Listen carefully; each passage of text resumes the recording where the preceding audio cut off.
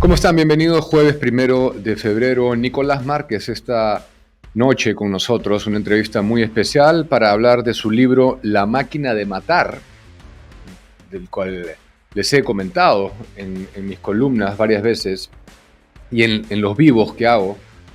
Un libro que derrumba definitivamente. Él ha escrito 3, es el tercer libro, la tercera biografía que entrega sobre el Che Guevara, un asesino que se hizo famoso a través del reciclaje de la izquierda internacional hasta llegar a una imagen de supuesta victoria hoy en día. Pero si hablamos de iconoclastas de izquierda, Nico Márquez está desde luego a la cabeza de un grupo que se ha dedicado a estudiar verdaderamente y a reportar la verdad de personajes nefastos para la historia que se han vendido como héroes, como exitosos y que no son más que, como lo dice el título del libro, máquinas de matar a diestra y siniestra, violadores de derechos humanos,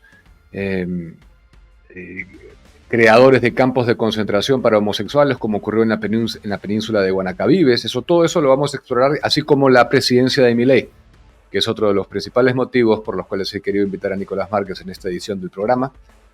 ¿Cómo va, según los propios argentinos, la gestión de Javier Milei? ¿Cuál es la importancia, además, de la figura de Javier Milei en un contexto de batalla cultural en el que nos encontramos? Todo eso en breves, no se lo pierda. Y Fitch, la agencia internacional de crediticia, como era de esperarse, ha devaluado el score crediticio de Petroperú nuevamente, bajándolo de BB más a B más, manteniendo su perspectiva negativa, ¿no? En el informe de calificación, Fitch señala que no espera que el gobierno nacional, como ha indicado el Premier, apoye a Petroperú, desembolse la liquidez que ha solicitado Petroperú, y que esto constituye pues un riesgo porque es una empresa quebrada. Esa es la verdad. Como lo hemos dicho anteriormente, Petroperú debería entrar en un proceso de reestructuración, entrar a Indecopi, como lo haría toda empresa privada, y pasar a una junta de acreedores. Lo cierto es que ya el Estado tampoco es dueño de Petroperú, sino que Petroperú ha pasado a ser de los acreedores, a quienes se les debe plata, entre los cuales hay muchísimas personas. Es una deuda de $1.600 millones solamente para con los acreedores, sin contar el préstamo elefantiósico, el costo de la refinería de Talara, que va a ser impagable, por supuesto, ¿no? En otra información que vale la pena comentar, los abogados de Patricia Benavides han denunciado penalmente a Marita Barreto y a los policías, no a todos, a algunos policías del equipo de fiscales contra la corrupción del poder, ¿no?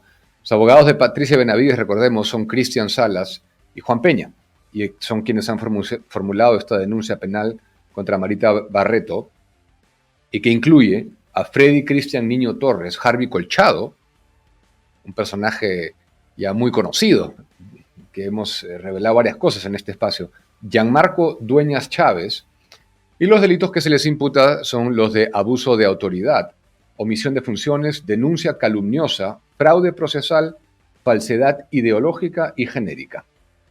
Entonces, esto por el caso de Patricia Benavides, ¿no? Consideran ellos que le armaron una falsedad, le atribuyeron delitos que no había cometido, la sindicaron como cabecilla de una organización criminal y tomaron como prueba fehaciente unos chats que no habían, ni siquiera habían pasado una pericia correspondiente, como manda el protocolo del Ministerio Público. Esto lo hablé en detalle con Luis Alberto Pacheco Mandujano en una entrevista que ustedes vieron, en la que dimos a conocer la revelación de Harvey Colchado, sino que las capturas de pantalla fueron aceptadas como medio probatorio suficiente para incriminar y suspender a la entonces fiscal de la Nación. Por ese motivo también el Congreso de la República debería censurar, debería destituir ya a la Junta Nacional de Justicia por haber violado sus propios procesos, por haber violado un proceso que no existe, haber creado un proceso que no existe en su propia ley orgánica y haber aceptado un medio probatorio sin que se siga el proceso de la cadena de verificación, en este caso de un celular, ¿no? Porque hay un procedimiento. O sea, eso no es que se tiene que inventar. Hay un procedimiento cuando uno acoge un celular, captura un celular, para transformarlo en un medio probatorio aceptado, te tiene que hacer cierto tipo de pericias, investigarlo por gente que maneja ese tipo de cosas, experta en eso, y no se hizo. Se aceptaron las capturas de pantalla porque había una consigna clara de sacar y de remover a Patricia Benavides del cargo a como diera lugar. Por otro lado, quiero comentar un tema que yo he cubierto mucho en mi carrera, que es el tema del Sistema Interamericano de Derechos Humanos, que constituye un organismo que no tiene ninguna credibilidad, más allá del evidente sesgo ideológico que hay, que impera, que es un sesgo ideológico de izquierda progresista, para decirlo con todas sus letras y con total frontalidad. El modo en el que se financia tanto la Comisión Interamericana como la Corte Interamericana de Derechos Humanos es un método de financiamiento inmoral, que debería ser ilegal, porque recibe dinero, para empezar, de estados no miembros, de ONGs, como las de George Soros, Oxfam, Atticus, Save the Children, y empresas transnacionales como la Fundación Ford, entre otras, ¿no? A un sistema de justicia no le deberían grupos de interés poder aportar dinero, porque esos son aportes ya condicionados. Ya lo hemos dado a conocer. Esa fue una primicia que dimos hace poco más de año y medio en edición especial, cuando lo denunciamos con el informe de control respectivo. Digamos, ese fue un informe que me dieron a mí en exclusiva, en el cual se daba cuenta con fechas, nombres y montos y aportes, y qué es lo que se había hecho con ese dinero. Digamos, auditoría es la palabra que estaba buscando, a modo de auditoría. Es un informe que auditaba la actividad tanto de la Comisión como de la Corte Interamericana. El Sistema Interamericano de Derechos Humanos es un sistema que carece de credibilidad, no tiene ningún tipo de credibilidad para nosotros, y yo considero que el Perú se debería salir, pero no porque no considere que debe pertenecer nuestro país a un organismo supranacional. Sí deberíamos pertenecer, pero no a este, que está completamente parcializado, ideologizado, no tiene ningún criterio de derechos humanos razonable. Entonces, y han cometido excesos, se han extrapolado en sus funciones. Y así lo ha dicho el propio canciller. Y yo estoy totalmente de acuerdo con sus posturas, porque la Cancillería, a través de él, ha pedido reformas. Ha dicho que no nos vamos a salir, pero ha pedido reformas al interior. Y no olvidemos que se está en proceso de conformar un grupo que defienda los intereses del Perú en el Congreso de la República, para que tenga sentido aportarle $1 millón de nuestro dinero a la OEA para que se financien los jueces y los informes y toda la manga de mantenidos y vividores de los impuestos y del dinero de los países que constituyen este órgano, que, como digo, se compone tanto. Acá hay mucha confusión a veces, y el sistema interamericano se compone tanto por la Comisión como por la Corte.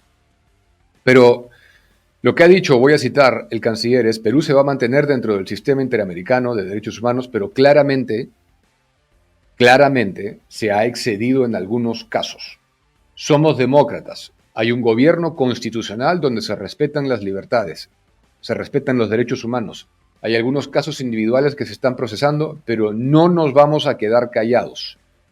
Entonces, ha dicho, con todo respeto, hay una suerte de sensibilización sesgada, excesiva y a veces totalmente injustificada. Por supuesto que suscribimos totalmente las palabras del canciller, que terminó diciendo: el Perú es un país firmemente, históricamente comprometido con la paz y la seguridad internacionales.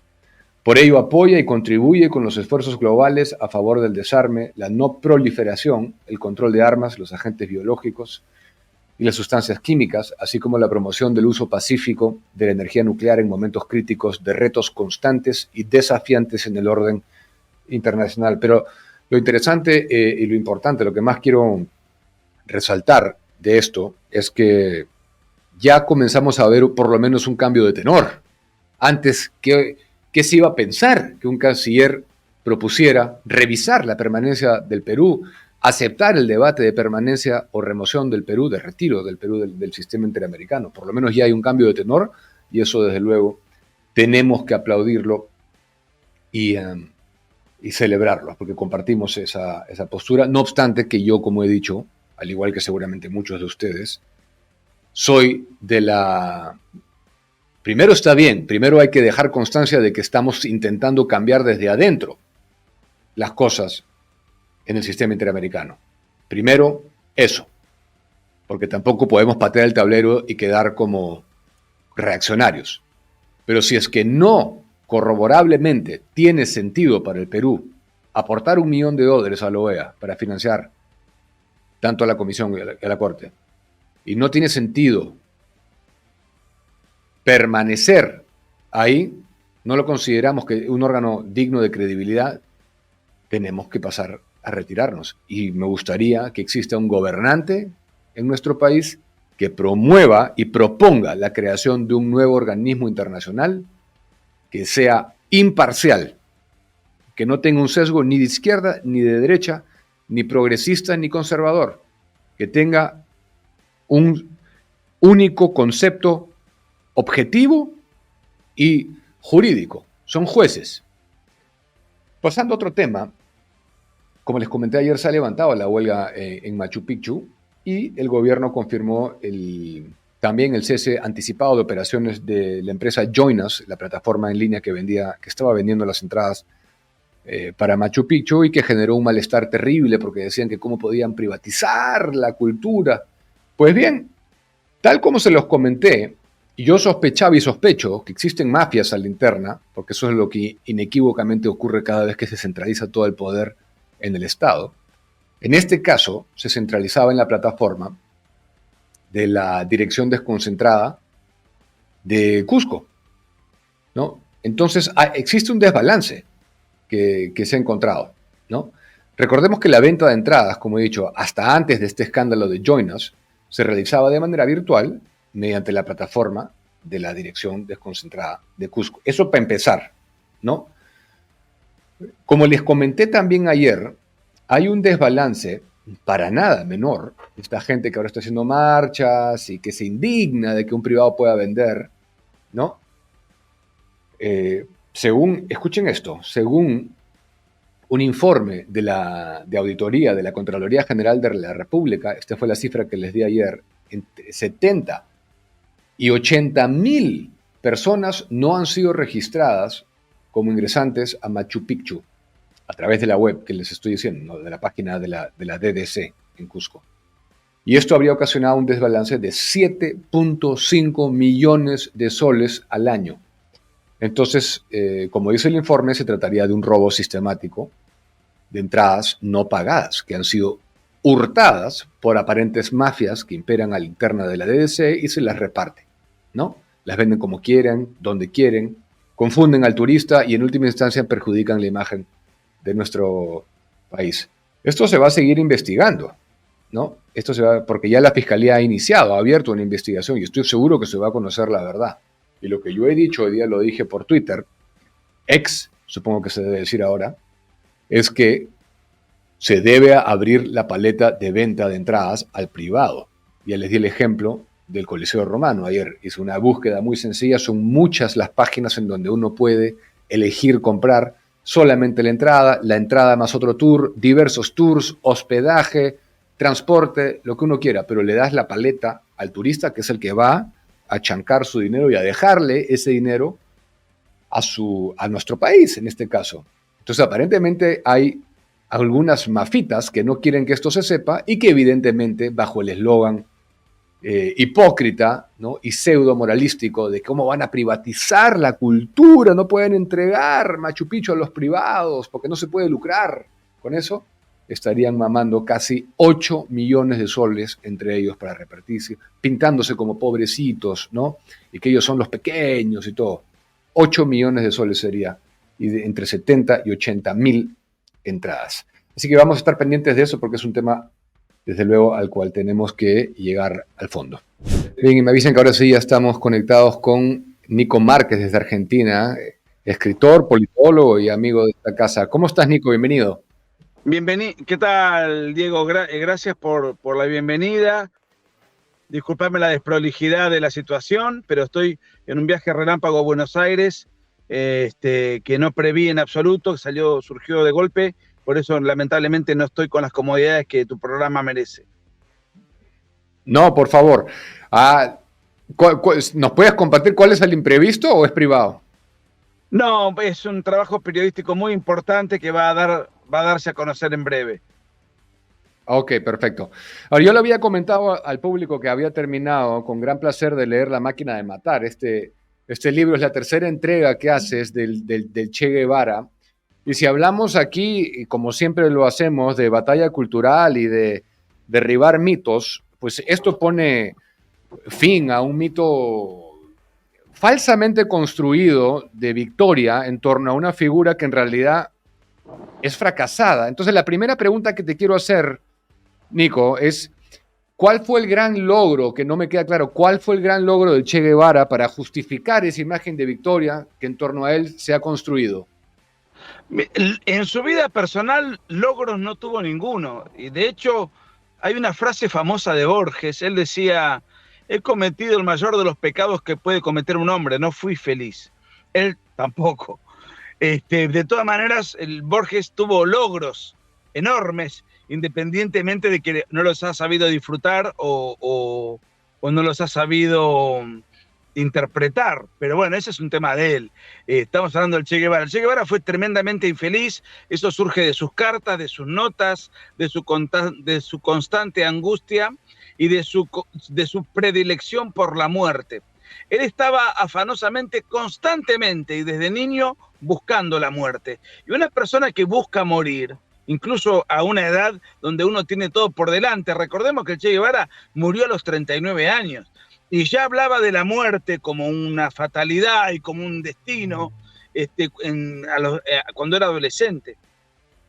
Entonces, el primer fracaso es existencial.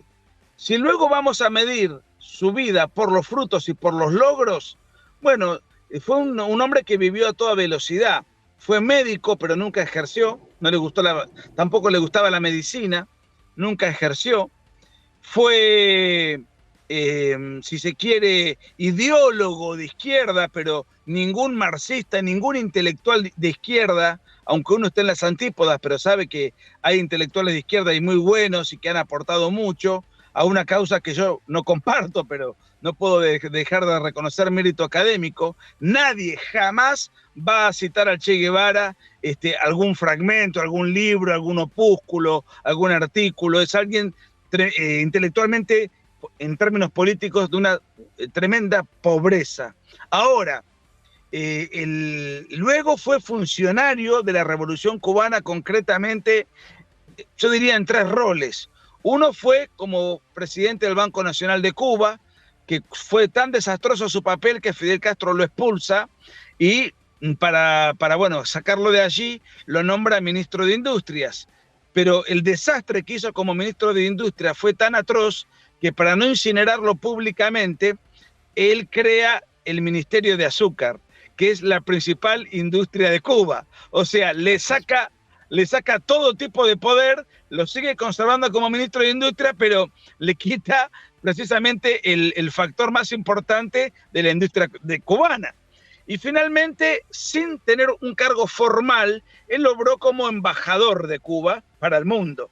Incluso iba a las reuniones internacionales, a los cónclaves internacionales, a las grandes reuniones, y probablemente el epicentro se dio en diciembre del 64, cuando él va a la ONU en representación de Cuba, y ahí es donde él reconoce que en Cuba se hacían fusilamientos, se hicieron fusilamientos y se iban a seguir haciendo fusilamientos. Esto está filmado, no estoy inventando nada. 11 de diciembre del 64. Cuando él vuelve a Cuba, fue tal el enojo de Fidel Castro que se genera la ruptura definitiva. Y luego, el aspecto por el cual se lo conoce es el aspecto como guerrillero, que yo lo dividiría en 4 etapas. Una fue un intento en el 59, del 56 al 59, la etapa donde él acompañó el emprendimiento guerrillero de Fidel Castro, donde tuvo un papel menor. Solamente una biografía dice que él en un momento dado sintió la sensación de haber matado a un hombre en un tiroteo. Es el único homicidio que le puedo atribuir en toda su vida en combate. Luego todos los crímenes que él cometió fueron fusilamientos a gente que era sometida a procedimientos revolucionarios. O sea, era un asesino en serie, pero no en un combate hombre a hombre, sino a gente condenada por él a un paredón y él mismo apretaba el gatillo. Como guerrillero nunca ganó un combate. Luego llevó a cabo una expedición a la Argentina, a la provincia de Salta, donde él no estaba en persona, pero él la preparó y la dirigía desde Cuba, las famosas expediciones a control remoto que se llamaban, en donde entre 15 y 20 días todos los guerrilleros fueron abatidos. Después, su expedición en el Congo, que fue un sonoro fracaso, tanto es así que su diario en el Congo comienza diciendo: esta es la historia de un fracaso, lo dice él, y va contando todos los fracasos.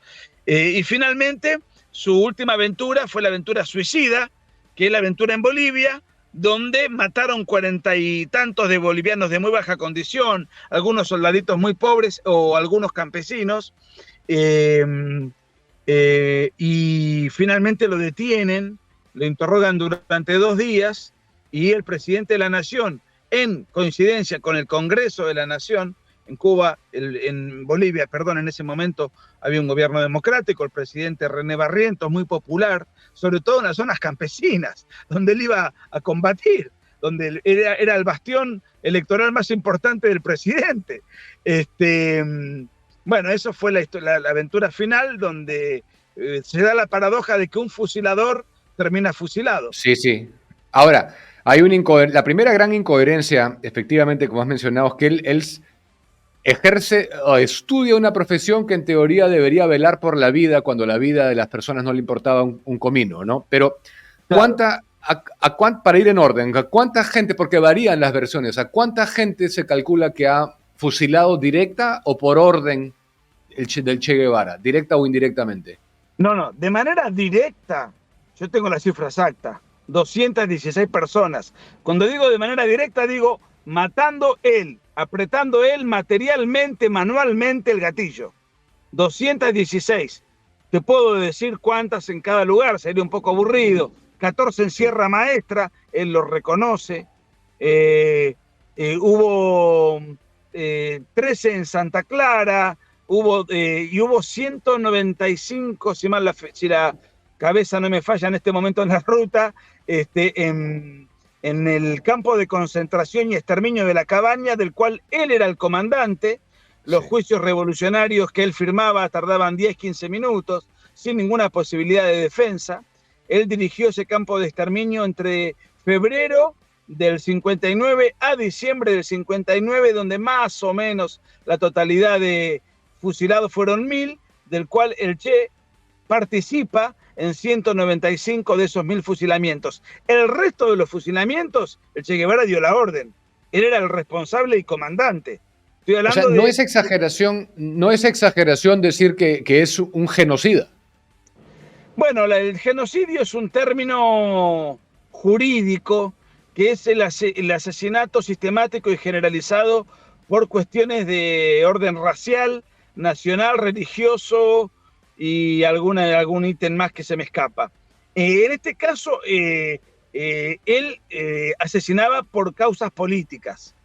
Digamos que no entraría dentro del concepto de genocidio, sí podría entrar dentro del concepto de crimen de lesa humanidad. O sea, que es el ataque sistemático y generalizado a población civil. Eso sí, en eso claramente ingresa. Claro. Los 3 grandes lugares donde ocurren las violaciones sistemáticas a los derechos humanos, Sierra Maestra, La Cabaña y la península de Guanacabibes, que curiosamente era particularmente para homosexuales. Bueno, muy bien. La península de Guanacabibes es el primer campo de concentración para castigo y rehabilitación de homosexuales. Ese campo de concentración lo crea el Che Guevara, pero no eran fusilamientos, era someter a los homosexuales a trabajo esclavo, trabajo forzado, bajo la consigna: el trabajo os hará hombres. Se tenía la insistente locura de que si una persona era sometida a trabajos infrahumanos, penosos, exhaustivos, el homosexual iba a perder esa condición y se iba a virilizar, si se quiere.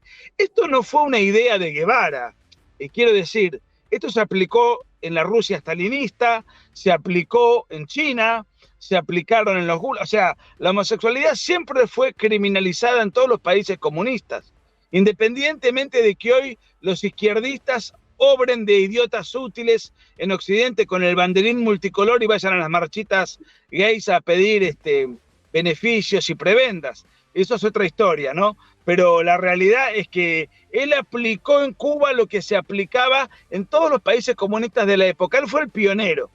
Luego el Ministerio del Interior, a partir del año 65, Che Guevara todavía vivía, él muere en el 67 recién, pero en el 65 el Ministerio del Interior lleva a cabo las políticas que se llamaron UMAP, cualquiera puede googlear y recordar bien la sigla, y eso eran una sucesión de campos de concentración para castigo de homosexuales en todo el territorio cubano. Hay una película, que en una época estaba en YouTube, desconozco si sigue estando, que dura 2 horas, es un documental, que se llama Conducta Impropia. La conducta impropia era la conducta homosexual contrarrevolucionaria tipificada en el código cubano de la época. Ok. Ahora, para terminar, y quiero hablar un poquito de coyuntura y de Milei también, pero para terminar lo del libro, ¿dónde se encuentra este libro? No sé si sabes, en Perú, ¿dónde se compra o online? Bueno, la librería Chema, que ahora está haciendo pie en Perú, que es muy fuerte en Chile, ya está trabajando ese libro fuertemente, y lo pueden googlear y ahí lo van a conseguir. De todas maneras está en Amazon. De todas maneras está en Amazon. Y quiero aprovechar, ya que me da la posibilidad, voy a estar en Lima, en Chiclayo y otra ciudad más, que luego voy a subir a las redes, 7, 8 y 9 de marzo. Perfecto.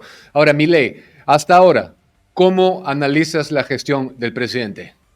Bueno, Milei, varias cosas. Primer punto, está llevando al extremo de sus posibilidades todo aquello que él prometió.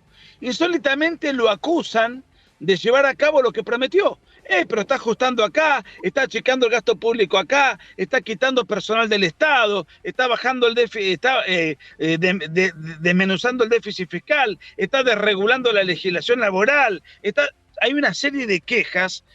¿Y en qué consiste la queja? Se quejan de que él está llevando a cabo el cumplimiento de lo que él ofreció y prometió en campaña y que la gente voluntariamente, a sabiendas de eso que fue explicitado en su plataforma y en sus múltiples discursos, dijo que iba a hacer si llegaba a presidente. De manera que sus críticos tienen un problema. Le critican el ser cumplidor en calidad de político, lo cual en Argentina es una novedad. Ahora, ¿cuál es el problema que tiene Javier Milei? Javier Milei, la primera elección nacional que se presenta fue esta última, y por consiguiente tiene un bloque de diputados y senadores muy discreto, porque en Argentina las elecciones de congresistas se van renovando cada 2 años la mitad del Parlamento. Por consiguiente, tiene bloques minoritarios y para llevar adelante gran parte de las reformas es imprescindible negociar con los sectores más afines, aunque en estas negociaciones las reformas no sean con la pureza, con la radicalidad y con el extremo hacia el cual él quería impulsar y encauzar, pero no por falta de voluntad política, sino simplemente porque está obligado en muchas ocasiones a tener que llevar adelante negociaciones con sectores afines pero no iguales, y eso quiere decir que muchas de sus reformas padecen algunas modificaciones, pero hay cosas en las cuales él no transige y entonces el rumbo, la tendencia, el camino sigue intacto, simplemente no a la velocidad o con la pureza ideológica que a muchos de nosotros nos hubiese gustado. De todas maneras, claro, el camino es muy bueno. Ahora, esta concesión de no privatizar totalmente YPF se vio como una concesión. ¿Tú cómo leíste eso? Bueno, a ver, son 41 o 42 las empresas del Estado que se van a privatizar. de las cuales aparentemente, porque esto está discutiéndose en este momento en el Congreso, la negociación implica privatizar 37, 3 privatizarlas parcialmente y no privatizar YPF o el petróleo argentino. Vale decir, es un muy buen avance, es una muy buena tendencia. Sí, me hubiese gustado privatizar todo, y a Milei, por supuesto que también. Él es el impulsor y promotor de esto. Pero con que de cada negociación el 70 u 80% de lo requerido sea concedido, bueno, no está tan mal. Está haciendo una revolución en Argentina con un poder muy pequeño, tanto en la Cámara Baja como en la Cámara Alta. Y si nos vamos a lo que es la cuestión territorial, Argentina tiene 2.000 intendencias, municipios, no sé cómo sería, en Perú serían alcaldías. De esas 2.000, Milei no tenía ninguna. Ahora tiene 5, que son pueblos chicos. De la totalidad de las gobernaciones, es decir, de las provincias, Milei no tiene ninguna. Es decir, con un poder extremadamente diminuto, está llevando adelante la reforma institucional, política y económica más ambiciosa de los últimos 80 años. Así las siguientes elecciones parlamentarias, ¿tú crees que pueda la Libertad Avanza obtener una representación considerable? Sí, por lo siguiente, más allá del humor social y más allá de los logros que puedan ya, logros va a haber muchos. El tema es que la gente los empiece a percibir en lo cotidiano, porque se está viviendo muy mal en la Argentina. Y la economía no es una ciencia dentro de la cual vos haces reformas y la semana que viene recoges los frutos. Estos frutos son a mediano o largo plazo. Independientemente de cómo la gente los visualice de acá a 1 año y medio, que son las elecciones de medio término, Javier Milei lo que saque va a ser todo ganancia, porque él no va a renovar ningún diputado. Si la primera elección nacional fue la última, primera y última fue, entonces va a arrancar desde cero, no es que tiene que renovar una porción de lo que ya tiene, no, todo lo que saque va a ser ganancia, de manera que va a engrosar considerablemente sus filas en el Parlamento, lo cual le va a permitir en la segunda etapa de su mandato tener muchas mayores posibilidades de agilizar la velocidad y la pureza de su doctrina que él tanto predicó y que ahora está buscando llevar a la práctica lo más fielmente posible en calidad de presidente de la nación. Muy interesante eso último que has dicho, porque ese es un análisis, un argumento que no escuchamos en la prensa, ¿no? Que todo es ganancia para Milei, venga lo que venga. Ahora, para terminar, Nico, sé que estás con la hora. Yo, el día que ganó Milei la elección, yo emití un tuit que decía que el triunfo, más allá de social o político o económico, era una gran victoria para los esfuerzos de la batalla cultural de tantos años, ¿no? Que somos algunos los que estamos en esto también. ¿Cuál es tu lectura de esto, la importancia de la figura de Javier Milei en el contexto de la batalla cultural? Mira, leí el tuit tuyo, fuiste muy generoso y siempre sos generoso con mi persona, con Agustín Laje, con los argentinos que hemos hecho esto, y por supuesto lo que has hecho vos desde Perú es tremendo. Pero, a ver, yo creo que nosotros el tremendo aporte de Javier Milei ha sido dar batalla cultural en términos económicos, que es lo que él realmente maneja y muy bien. Lo que hemos podido hacer complementariamente, y Milei tomó eso porque no era su tema, con Agustín y otros amigos, es poner en la agenda lo que es el progresismo en cuanto a agenda globalista, en cuanto a agenda ecosocialista, en cuanto a lobbies, sean de la diversidad, el género, el feminismo radical. Todo eso Milei no lo tenía presente, él es un economista de pura cepa. Sin embargo, ahora lo ha incorporado, el aborto, la infiltración izquierdista en los organismos internacionales. Entonces, eso Milei lo ha incorporado, lo está llevando adelante a la práctica en cuanto a política, y eso además se vio reflejado en su discurso en Davos, en donde bien... Eso es lo que te iba a preguntar. Claro, eso es lo que te iba a preguntar ahorita. Si bien lo económico fue lo que prevaleció en el discurso, y está bien porque es donde él se siente más cómodo, más seguro, y es su especialidad, no omitió en absoluto todos los otros aspectos de la batalla cultural que él no solamente tiene muy en cuenta, sino que está actuando en consecuencia. Sería un poco largo, no sé tus tiempos, pero sería un poco largo para mencionarte la cantidad de reformas que está llevando adelante para erradicar todo vestigio de progresismo cultural en los planes educativos, en los planes de salud, en los planes de políticas públicas, toda la basura. Es más, ya hay una circular en donde todas las dependencias del Estado tienen que hablar en el lenguaje tradicional de la Real Academia Española y no la imbecilidad del lenguaje inclusivo, que era el lenguaje utilizado por el gobierno anterior. Por nombrarte una entre las miles de reformas en materia cultural que se están llevando adelante, que exceden la experticia de Javier, que es la economía desde ya. En el Foro Económico de Davos, en su discurso, ¿te había sorprendido lo que dijo? Porque uno puede decir muchas cosas en campaña, ¿no? Pero ir a la cuna mundial del globalismo moderno, como lo entendemos, y cantarles estas cosas en su cara, cuando a él le han dicho peón del globalismo, ¿te lo esperabas o te sorprendió? No me sorprendió porque el día anterior Infobae le hace un reportaje muy corto, no sé si en una escala, en un pasaje, en un pasillo del avión. Recordemos que Javier, dentro de este plan de austeridad extrema, está viajando en aviones de línea. En un reportaje así muy precario, publicado en Infobae, le preguntaron de qué vas a hablar mañana. Dijo, voy a hablar, palabra más, palabra menos, todo lo contrario de lo que el surderío que va a estar ahí presente quiere escuchar.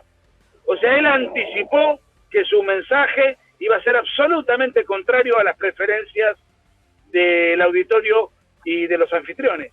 Así que no me sorprendió. Además, Javier me da la impresión de que disfruta escandalizando a sus enemigos.